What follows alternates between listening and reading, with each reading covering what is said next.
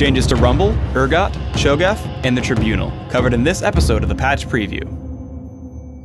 Welcome, Summoners. I'm Freak and I'm here with Morello, lead champion designer. Together we'll be discussing some gameplay changes coming into the next update for League of Legends. While this video does not cover every single change, it will explain the thought process behind some of our decisions. Rumble seemingly came out of nowhere and was suddenly an overpowered champion. In this patch, we'll be lowering the damage amplification from the danger zone, as well as reducing the damage of Flame Spitter. What's the story here, Morello? We overbuffed Rumble on the Jace patch. No one really saw that change because we didn't do balance changes with that patch. Basically, we did a bug fix that made Flame Spitter more reliable, so you'd get the full damage out of the spell more often. The damage on Flame Spitter was extremely high and was balanced for when it was broken. We're bringing the damage value to something that's much more reasonable for the way it behaves now. We really like the Danger Zone gameplay, but we had to re-evaluate the numbers on it. You'll still feel good for using Danger Zone effectively, but not 30% stronger good. Last patch, we gave Urgot a whole slew of nerfs aimed at his ability ranges and damage. This patch, we're reverting the damage change in Acid Hunter, meaning its base damage is going back up and the attack damage ratio is going back down. Why are we reverting this change? Our goal when balancing champions is to let them shine in their own special niche.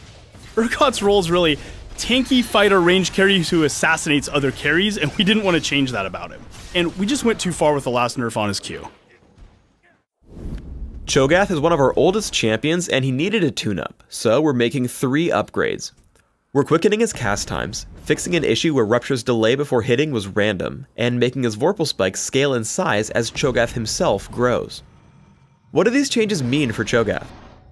Sometimes we want to give abilities longer cast times, such as like Karthus' Requiem, but Cho'Gath just isn't one of those champions.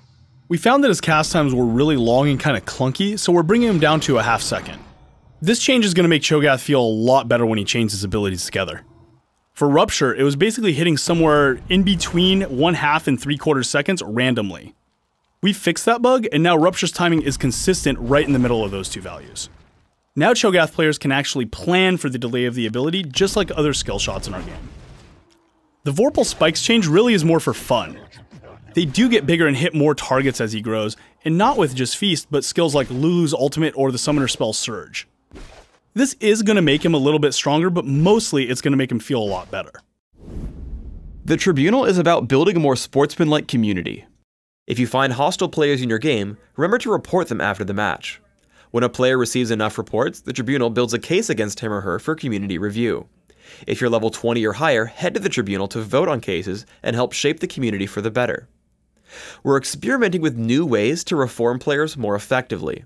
We'll be distributing reform cards to players who receive punishment in the Tribunal. Players who get punished will get a link in their email that shows them the case that the community reviewed. This case will contain full chat logs and stats of the games so they can identify the behaviors they need to improve. Thanks for tuning in to the League of Legends patch preview. Please subscribe to the Riot Games YouTube channel above and leave us your comments just below the video.